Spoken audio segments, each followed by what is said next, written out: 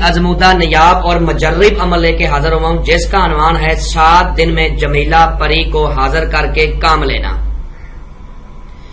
اب میں آپ کو بتاتا ہوں کہ جمیلہ پری کیا ہے، کتنی طاقت کی مالک ہے۔ جمیلہ پری ایک قبیلے کی سردار ہے جو بہت ہی حسین و جمیل اور بہت ہی زیادہ رحم دل ہے۔ اس کو تسخیر کرنے کے کئی طریقہ کار ہیں، سفلی بھی ہیں، نوری بھی ہیں، لیکن جو آج میں آپ کو طریقہ کار بتا رہا ہوں وہ نوری طریقہ کار ہے اور بہت ہی سادہ اور سمپل سا ہے۔ اس عمل میں جو پرہیز ہے وہ جمالی اور جلالی پرہیز کرنا ہے۔ آپ نے اپنے ہاتھ سے کھیر پکا کے آپ نے کھانی ہے، اس کے علاوہ آپ نے اور کچھ نہیں کھانا۔ پھل کھا سکتے ہیں، کھجور کھا سکتے ہیں، پانی پی سکتے ہیں، اس کے علاوہ آپ نے اور کوئی چیز استعمال نہیں کرنی۔ خاص طور پہ پرہیز میں آپ نے حقوق زوجیت سے پرہیز کرنا لازمی ہے۔ ہم بستری اپنی بیوی سے عمل کے دوران آپ نے نہیں کرنی، جب تک 7 دن تک آپ عمل کرتے ہو آپ نے ہم بستری سے مکمل پرہیز کرنا ہے۔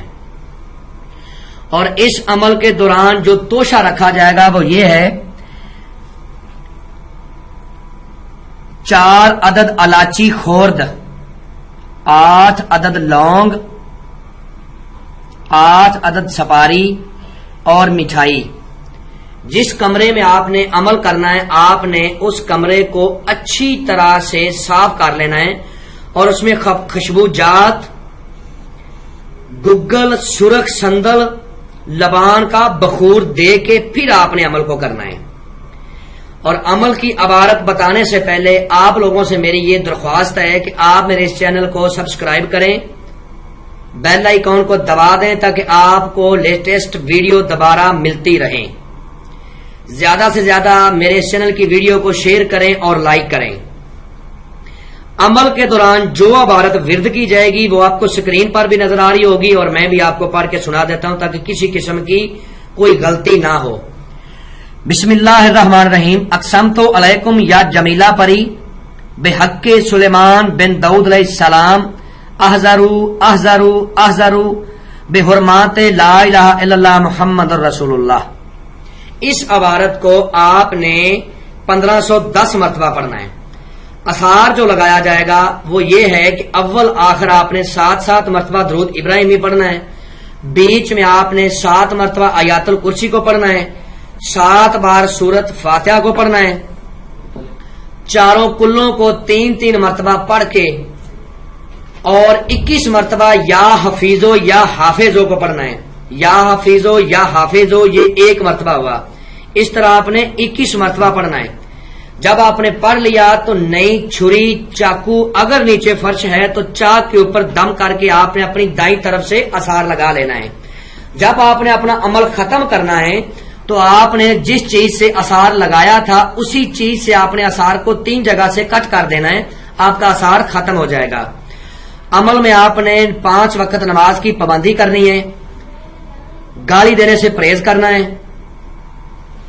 جھوٹ نہیں بولنا، رزق حلال کھانا ہے، اور عمل شروع کرنے سے پہلے آپ نے غریبوں، یتیموں، مسکینوں کو کھانا کھلانا ہے یا جو بھی صدقہ خیرات آپ کر سکو آپ نے کرنا ہے، جتنی آپ کی جیب اجازت دیتی ہو۔ جب 7ویں دن یہ آپ کے سامنے آئے گی تو آپ نے اس سے سوچ سمجھ کے قول قرار کرنے ہیں۔ عہد و پیمان جب آپ نے کرنا ہے تو سوچ سمجھ کے کرنا ہے، ایسے نہیں کہ آپ ایسے اس کے ساتھ عہد و پیمان کر لیں، آپ نے سوچ سمجھ کے کرنا ہے اور دوبارہ اس کو حاضر کرنے کا طریقہ کار بھی آپ نے اس سے دریافت کر لینا ہے۔ جب بھی آپ کو کوئی کام ہو آپ نے جو طریقہ کار یہ آپ کو بتائے گی آپ نے اس طریقہ کار کے مطابق اس کو حاضر کرنا ہے اور اپنا کام لے لینا ہے۔ اب میں آپ کو تھوڑا سا بتاتا ہوں کہ بندے کو رجت کیوں ہوتی ہے اور رجت ہے کیا۔ رجت عمل کے دوران اس وقت زیادہ ہوتی ہے جب بندہ عمل شروع کر کے عمل کو راستے میں چھوڑ دیتا ہے، بیچ میں چھوڑ دیتا ہے۔ فار ایگزامپل کہ ایک بندہ سڑک پر جا رہا ہے، میں اس کو آواز دیتا ہوں کہ بھائی ادھر آؤ میری بات سنو، جب وہ میرے پاس آ جائے تو میں اس کو بولتا ہوں کہ میں نے تو آپ کو بلایا ہی نہیں، تو وہ میرے ساتھ اچھا سلوک نہیں کرے گا، برا سلوک کرے گا۔ اور دوسری بات، جب ہم عمل شروع کر لیتے ہیں تو اس کو چھوڑنا نہیں چاہیے، اس کو کمپلیٹ کرنا چاہیے. یہ چیزیں جب ہم عمل شروع کرتے ہیں تو ہمارے قریب آنا شروع ہو جاتی ہیں، تو اگر ہم عمل چھوڑ دیں گے تو یہ پھر ہمیں نقصان پہنچاتی ہیں، جن کو عملیات کی دنیا میں رجت بولا جاتا ہے. اس نقصان کو رجت کی دوسری نشانی یہ ہے کہ آثار کو چھوٹا لگانا. آثار ہمیشہ بڑا لگانا چاہیے کہ عمل میں آپ بیٹھے ہوں، آثار میں آپ دائرے میں بیٹھے ہوں، تو آپ کا کپڑا وغیرہ جو ہے نا وہ لائن کے ساتھ نہیں لگنا چاہیے. رجت اس لیے بھی ہو جاتی ہے کہ بندہ عمل کے دوران اگر پرہیز بتایا جاتا ہے جس عمل میں، اس عمل میں پرہیز نہ کرے تب بھی انسان کو رجت ہو جاتی ہے اور عمل میں بھی ناکامی ہوتی ہے. رجت کی 3-4 قسمیں ہیں. پہلی قسم کہ راتوں رات بندے کو خونی یا بادی بواسیر ہو جاتی ہے، چمبل وغیرہ اگاتی ہے.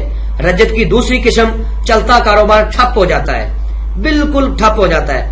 رجت کی جو تیسری قسم ہے اور سب سے سخت ہے وہ یہ ہے کہ آپ کا ذہنی توازن درست نہیں رہتا، آپ پاگل پن دورے پڑنے شروع ہو جاتے ہیں، یا پھر ہاتھ پاؤں مڑ جاتے ہیں، یا گردن ٹیڑھی ہو جاتی ہے. میں امید کرتا ہوں کہ میں نے آپ لوگوں کو ہر بات واضح سمجھا دی ہے، کوئی بات میں نے پوشیدہ نہیں رکھی. اگر پھر بھی کسی بات کی سمجھ نہ لگی ہو تو آپ میرے دیے ہوئے نمبرات پہ، مجھ سے ایمو پہ، واٹس ایپ پہ رابطہ کر سکتے ہیں. انشاءاللہ اللہ کے حکم سے آپ لوگوں کی بہتر رہنمائی کر دی جائے گی. تو ملتے ہیں دوستوں نیکسٹ ویڈیو میں. السلام علیکم. بسم اللہ الرحمن الرحیم. اعوذ باللہ من الشیطان الرجیم. بسم اللہ الرحمن الرحیم.